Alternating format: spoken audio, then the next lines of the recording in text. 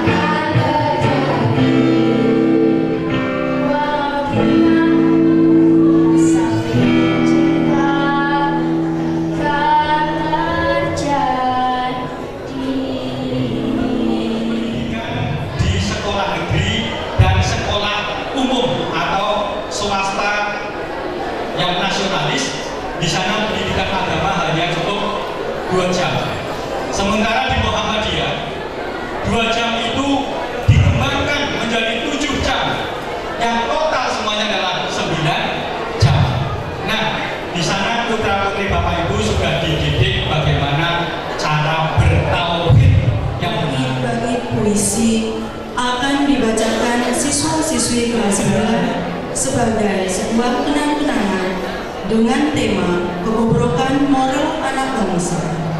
Yuyu yang merupakan siswi SMP salah satu sekolah di Indonesia ditakdirkan oleh Allah pergi dengan rasa sakit yang luar biasa. Ia ditakdirkan demikian untuk mengingatkan kepada kita sebagai orang tua, Bapak Ibu sekalian, agar menjaga, merangkul, mendekat putra dan putri Bapak dan Ibu sekalian dalam gagapan kasih sayang. Semoga Allah yang Maha Kuasa memberikan hidayah kepada kita.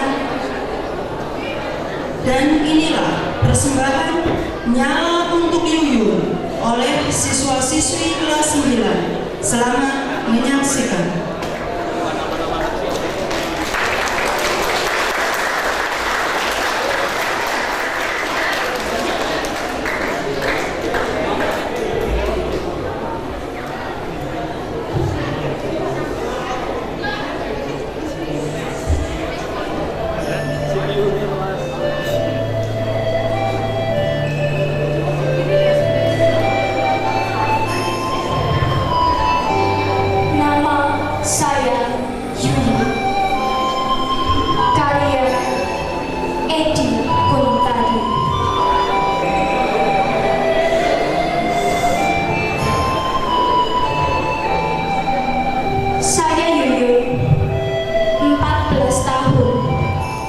Siswi kelas 2 SMP 5 1 atap di Padang Ulang Tanding, Rejang Lebong, Bengkulu.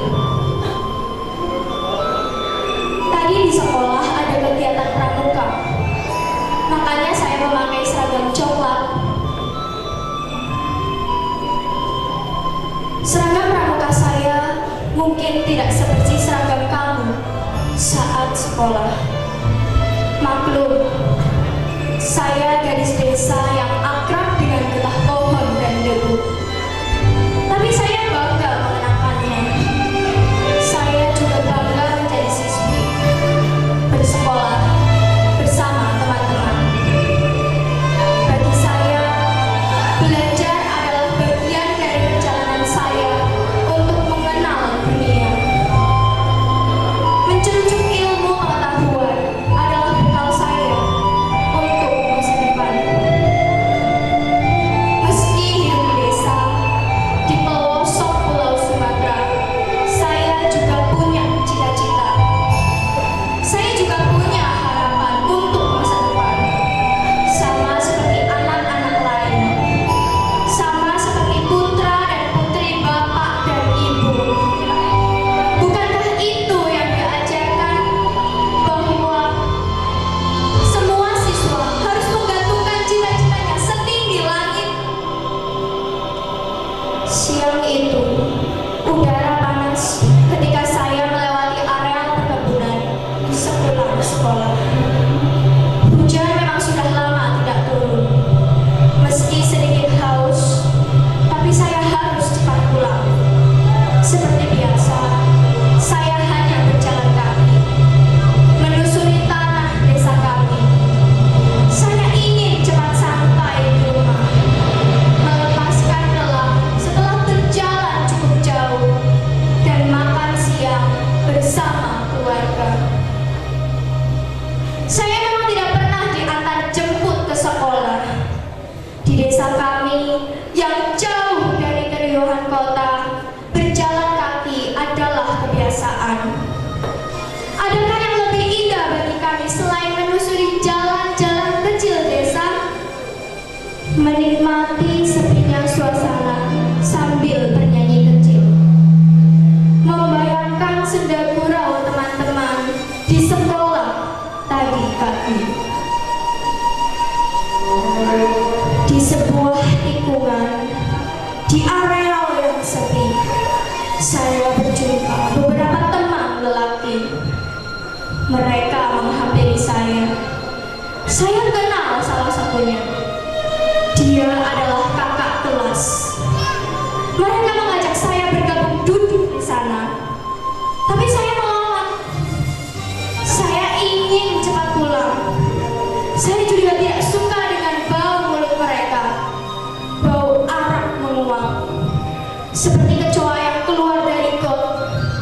juga biji mata yang semerah saja. Tapi mereka tidak suka ditolak. Salah satu dari mereka menarik dengan keras. Saya menepisnya. Tiba-tiba dari belakang, seorang lain menyergap, membekap mulut saya, menghalangi suara teriakan. Saya hampir kehabisan nafas. Salah satu dari mereka memukul dengan keras. Saya terhuyung. Pandangan menjadi gelap. Yang lain membawa tali, mengikat tangan saya. Sambil terus meronta, saya berusaha melepaskan diri, tapi tenaga mereka seperti banteng. Ke-14 lelaki itu, yang sebagian juga mengenal saya, telah memperlakukan saya seperti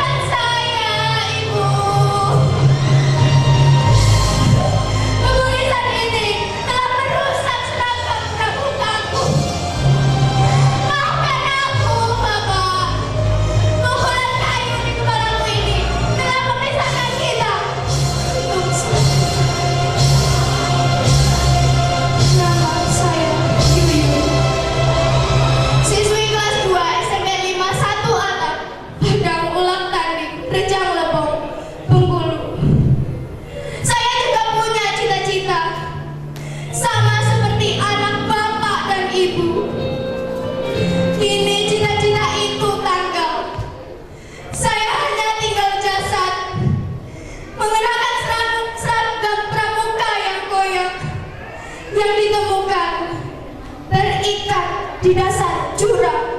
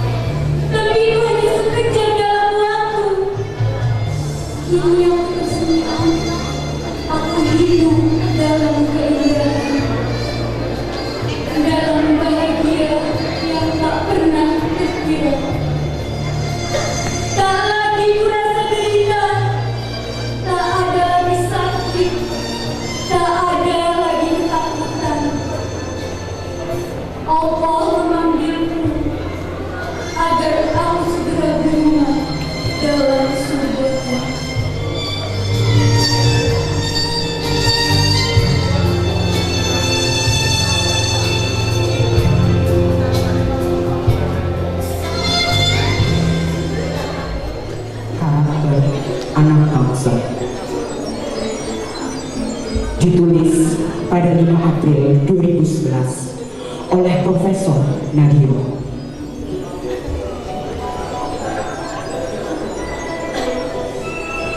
Generasi demi generasi silih berganti, tapi selalu sepi akan prestasi, terkontaminasi oleh ambisi dan korupsi. Bumi pertiwi seakan mati suri.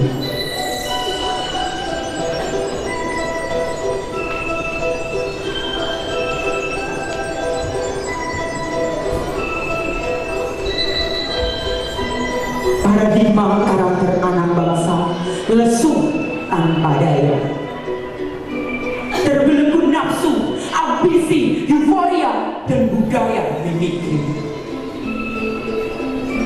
Berbingkai kepalsuan, ijazah palsu, pemimpin palsu, gelar palsu, uang palsu, ONI palsu, premium palsu, peluru palsu, guru palsu, dosen palsu, polisi palsu, dokter palsu, barang-barang palsu. Kepalsuan mendominasi dan memicu setiap waktu. Wahai anak bangsa, anak Nusantara, janganlah terbuai dengan kepalsuan. Sisihkan lengan berjuluk, binalah karakter anak pewaris pemimpin bangsa.